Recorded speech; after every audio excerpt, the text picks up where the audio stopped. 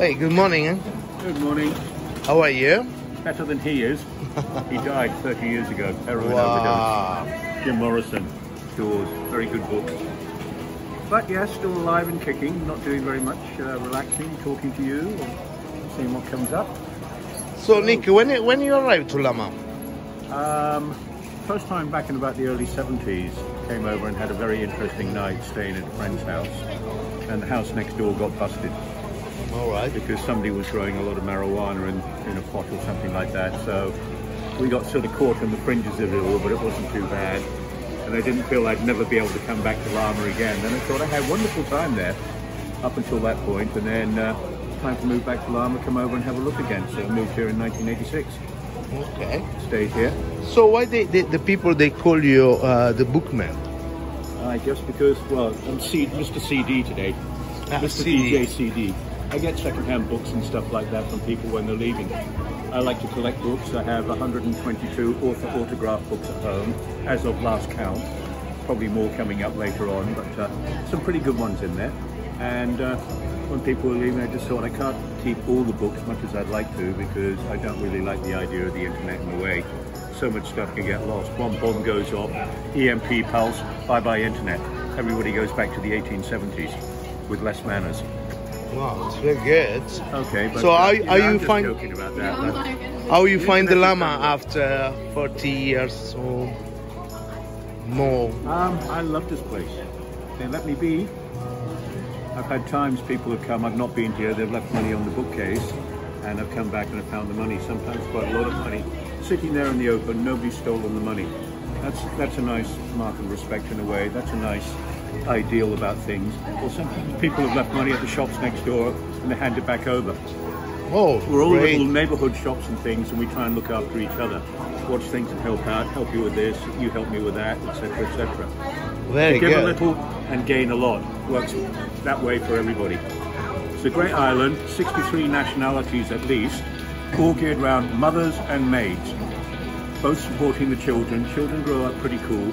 They enjoy living over here, way better than being stuck in a swamp somewhere or a bad housing estate where everything's falling apart and you get trapped in a lift and shit goes on and stuff. But over here, you can live free and enjoy. Everybody gets on with everybody else. No real trouble. Given all the trouble going on in Hong Kong at the moment, I think Lamma, the hippie colony, is one of the safest and sanest places to live. Yeah, it's good. That's a nice paradox. Go figure that one. So, you know, I think you are the last hippie in Asia or in Hong Kong. No. There's a whole lot of deadbeats down on Kuta Beach and Bali, eating the mushrooms on each other seas, and Koh Samui, Koh Phangan, all the rest of it. All the same places people go traveling. It's good. So, very good. I don't really go traveling so much, and we're close to civilization, 5 miles away, 30 minutes on a ferry. So not too bad, can get in and out. It's a good place to be distant enough. It's sort of like living out in Stanley or Sheko or something like that, where you need a car to get around 30, 40 minutes or so. Wow, it's good.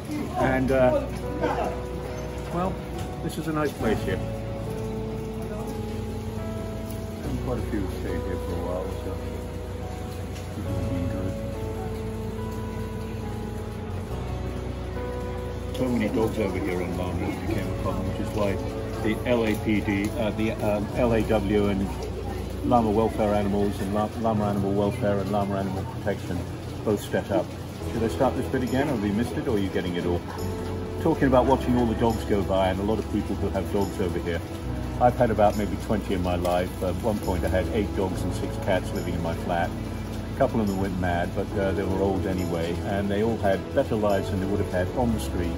And they all died when it was their time. I missed them all or something like that. But now we're down to just 1 dog at home, a few turtles that live in the bathtub. And we have to make sure they all get fed and looked after. Wow. Preservation, plus a few geckos and stuff. Unfortunately, I had a bad day yesterday. I don't know how good.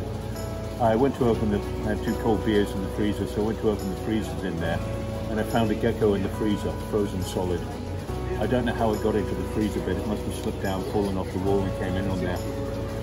But I felt very bad about that because I didn't realise, and I stuck the poor thing in on there and it just froze solid. It was, you know, you go dong, dong, dong, like a brick of ice, you know, and it wouldn't break. It probably died fairly quickly, so we put it outside and hopefully maybe it will warm up. And then something else, you know, part of it came. But We've had about 9 or 10 geckos running around in our house all the time, the baby ones. There's a photo opportunity now. Who's a good boy, eh? Who's a good boy, yes. I remember when he was about this big, just been born. He's been doing me for years. He always comes and says hello. Haven't seen him for a while, now he runs off. That's the third dog that has done this to me today, has come and jumped up on my lap and left hairs all over me. That's why the dogs come, because they think, who is this amazing dog? It smells like 16 different dogs. 4 of them are women and they're probably ready to have babies, so they all come and fuck my foot leg, or hump my leg, beg your pardon. Oh no, you can say fuck on the internet, so what? Nick, you look like Santa Claus, you know? I just forgot to shave one morning, that's all. He's back. Come on, baby boy, come on. Oh! Sometimes he sits on my lap and just gets really cuddly. When I knew him before, he was a lot, his hair was, you know, more that proper ginger. He's got old too, so his hair has gone white like mine. Ah, but you still remember me, don't you, beauty? Yes, you are, you good boy. Yes, you are. Oh.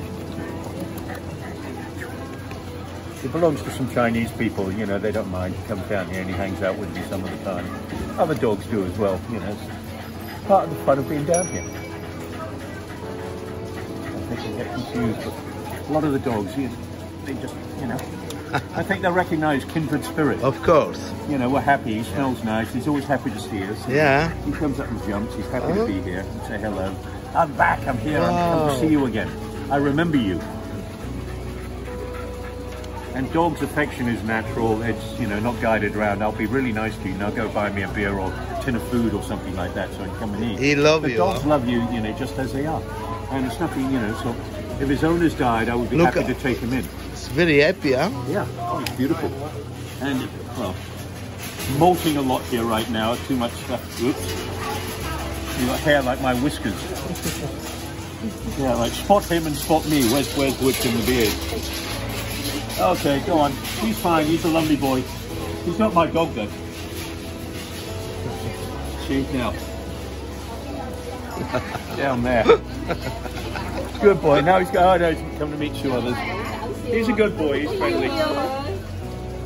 So cute. They all love to smell each other. Yeah. He won't get your dogs pregnant. He doesn't have the necessary equipment anymore. That's all right. He was well looked after, but he's a happy dog. He's well fed, obviously. You can see what he's like. Okay. Nice little interlude there. I think he just likes to scrape the beard out of my beard. Or the other way around.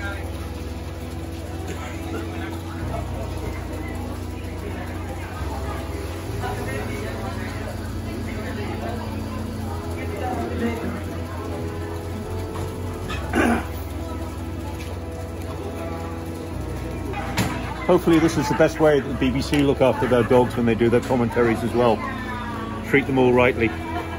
I've forgotten his name, but when I knew him he was very, very little white. Everything was all this sort of dark colour and darker, quite ginger. He's probably about 12 now, I think, and I've known him since he was about 4 years. Did you work before for TV, no? Yes. Which TV? ATV. All right. Asian television, formerly Rediffusion Television, RTV, which was the first channel to set up in Hong Kong. Probably the first one to start up, you know, back in the early days. What's his name again? This one? I have no idea. I know, but he's been jumping up and down at me. He's got a starring role in this little serial that we're doing here and now. But I've known him for 10 years, haven't seen him for about 6 months, and he comes on down and jumps on me all over again and licks my deckles off, baby. I know, it's the first time seeing him. Yeah, but you know him too. He's a lovely boy, isn't he? And he's quite old now. It really is. Sorry, we'll get back to your question in a moment. We're just, you're missing all the other So, bits. did you work for TV? I worked for TV, ATV, Asian television. Well, actually, it was Rediffusion Television when I worked there, 1974 to 1980.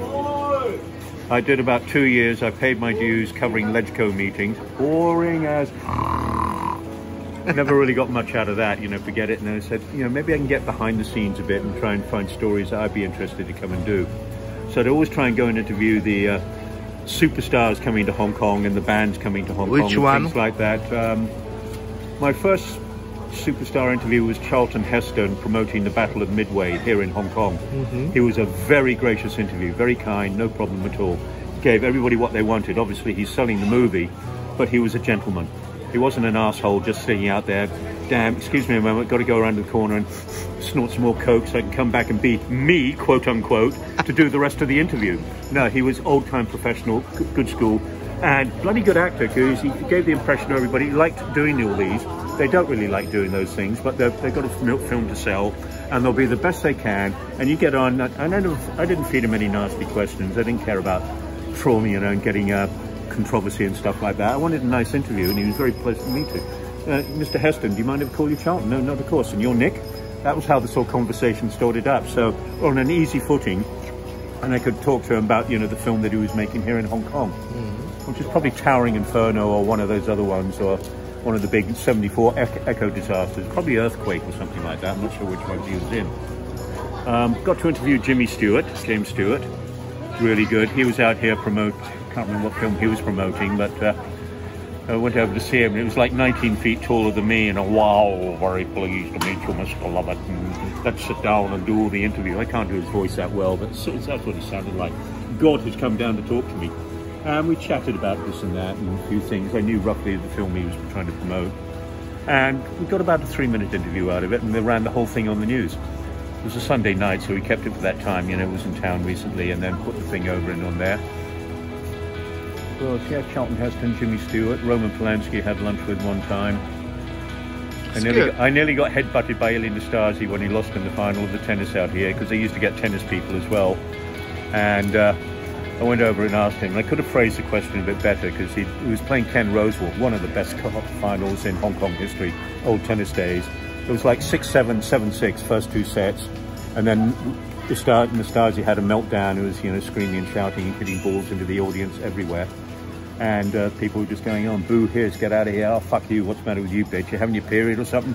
Hey, and this goes on and on and on, and Rosewall in the last set, 6-1, you know, just walked off and said, we've got to get over and talk to Nastase. So he came running over there, and he turns around, lashes out at me, knocks the camera back out of my head, tries to headbutt me, and says, so basically, fuck you. I could have phrased the question. I asked him a little bit better, because I asked him, Mr. Nastase, why did you throw the match? Which I shouldn't have said.